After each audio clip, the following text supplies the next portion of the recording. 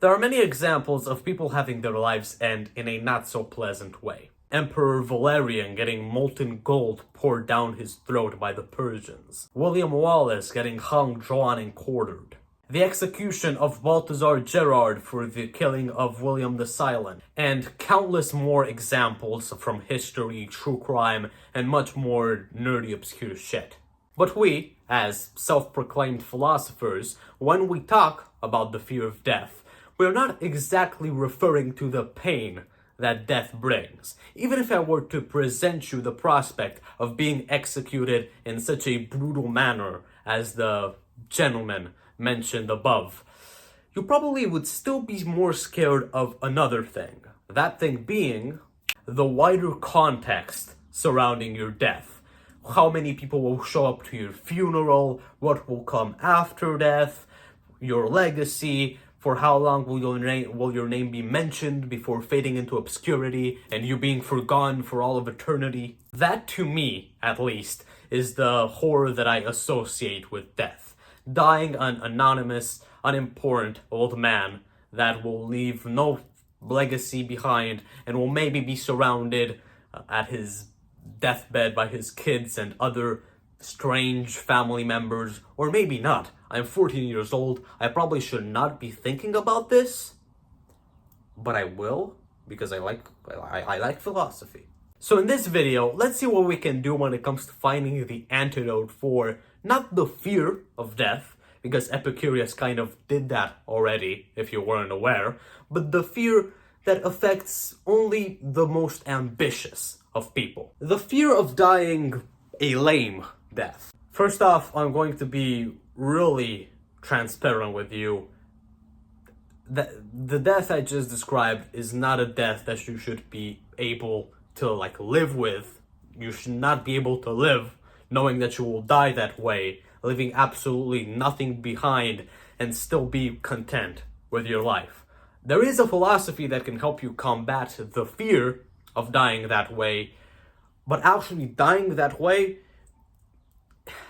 in my opinion, at least, in my excellent opinion, is not something that you should tolerate from yourself under most circumstances. What is that philosophy, you may ask? Absurdism. Who would have guessed? Unlike nihilism or existentialism, absurdism lets you tackle the inherent lack of meaning of life without succumbing to despair or just getting into the endless cycle of, oh, what is the meaning of my life? What is my subjective meaning? Absurdism is so effective, it basically tranquilizes the fear of dying a mediocre death because it pretty much convinces its host, its believer, that living a meaningful or pursuing a meaningful life in the first place is not something worth it. So, no fear, no gain, I guess. Here's how it actually works. Believers of absurdism actually do want a meaningful life, but they do not want the existential pressure of actually having to fight for it every single day of their lives. So what they do is admit, yeah, a life has no meaning. It has no inherent meaning. It would be absurd to look for meaning, bro.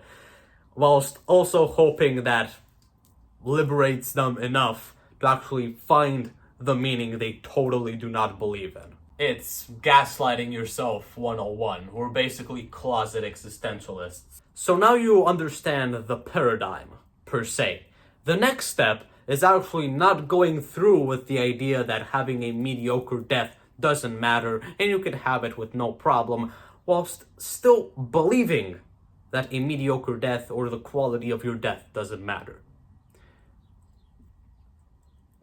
You can do it. The strategy is actually pretty straightforward. There's this amazing YouTube channel called Hospice Nurse Julie, where you get this medical professional talk about death, the dying process, showing death without any, how can I say that, without any fear. The Hospice Nurse Julie doesn't treat death like a taboo.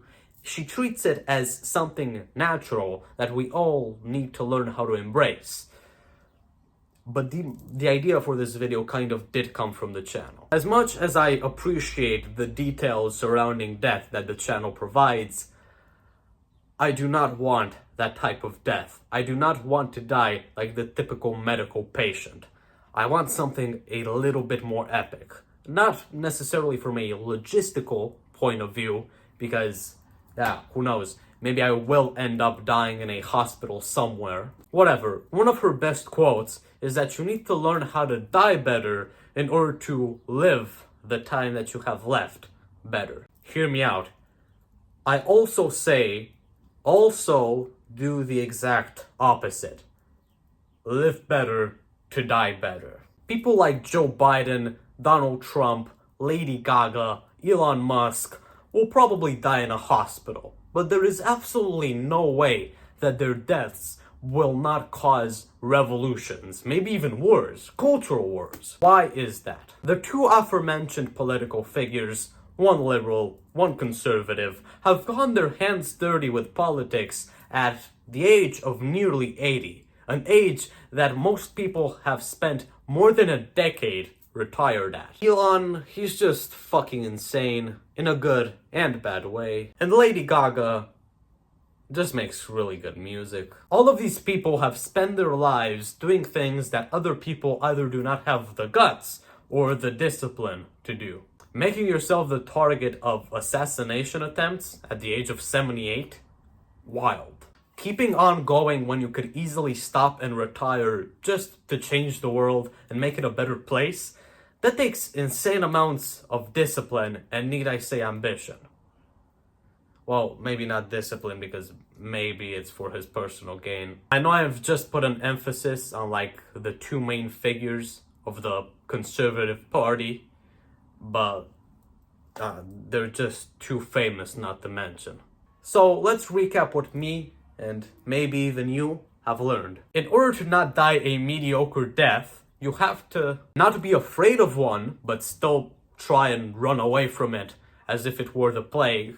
Not out of cowardice or any overly emotional response, but just out of like principle and professional standards. Just be more sophisticated, you know? And secondly, remember the following.